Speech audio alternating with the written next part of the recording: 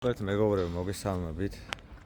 Mazda ყავს, მოკლედ კრილო აქვს შეცვლილი Mazda-ზე, მანქანაზეც გავავილით, მოკლედ დეტალები რა გაკეთებული. ამ ბამპერსაც შეეხება მთლიანად გავატყავეთ, ამერიკაში იყო შეღებილი და რაც პრობლემა ქონდა, პრობლემა ის იყო, რომ საღებავი ფაქტიურად ძრებოდა ზემოდან, არ ქონა მოჭიდება, ეხლა ამ ყველაფერს ჩვენ დავგრუნდავ წებოს დავასხავთ, ესაც გავასუფთავეთ, რაც შეეხება ტაივანის კრილოს, როგორც ყოველთვის გავატყავეთ, იმიტომ ეს არის ტრანსპორტირებული გრუნტი, ამაზე არავის შემთხვევაში არ შეიძლება საღებავის დასხმა. მერე მოკლედ ის მურიანი რაც ზემოდან ასხია, რომ არა აქვს მოჭიდება, ასე რომ ვთქვათ, იყრება და რავი იფშხნება ზედა საღებავი ლაკი და მოკლედ არ ვარგა რა.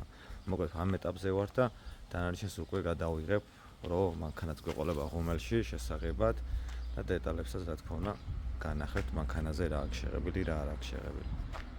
Так, ესე იგი მეგობრებო, შემოვიყვანეთ, შევხვდეთ და ვამზადეთ ბამპერის ვერტამ და დავატყავეთ ახლა ყველაფერი, რაც შეეხება ამ კარის კარები.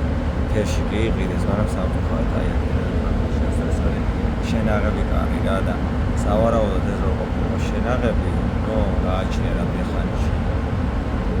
მომცის კოშკიდან გამომდინარე თუ ნაკლებიც ცოტა ქონა იქნება და საღებავს უფრო დაждდება ფერში. ამე დავზე მოკლედ აი ეს შეშებილი ამის ქვეშ არის შეშებილი ეს კარი, ანუ როგორც ქარს შეუგავია შეშებილი. მოკლედ ეს დავაპერეხდეთ, შეშებილი სხვაობა დავიწყეთ შეშებილს და სამყაროს. Так, ესე იგი მეგობრო, დავასრულეთ. ესაც მისი კრილო იდეალური.